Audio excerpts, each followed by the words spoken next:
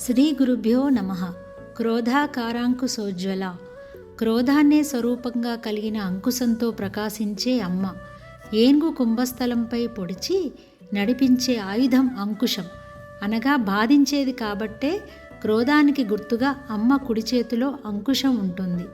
కోపానికి క్రోధానికి తేడా ఏమంటే, కోపం అనేది ఆ క్షణమే కెరటంలా ఎగసిపడుతుంది, మరుక్షణం ఉండదు.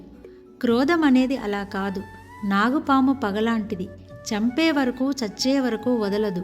తన క్రోధం తీరడం కోసం ఎంత వ్యయప్రయాసలను పెట్టుబడిగా పెడుతుంటాడో మనిషి. అంత క్రోధాన్ని, అంత శక్తిని, అహాన్ని అంతం చేయడానికి చేసే ధ్యానానికి ఉపయోగిస్తే ధ్యేయాన్ని చేరగలడు. ఈ మనుషుల మీద క్రోధం వల్ల ఇరువురూ నాశనం అవుతారు. దేని మీద క్రోధం ఉండాలో దాని మీద క్రోధం కలిగి ఉండు. నీ అహం మీద క్రోధం వహించు, దాన్ని అంతం చేసే వరకు వదలకు. భగవాన్ని ఎవరో అడిగారు, భగవాన్, నాకు కోపం ఎక్కువగా ఉంది, ఏం చేయాలి అని. కోపం మీద కోప్పడు అన్నారు భగవాన్.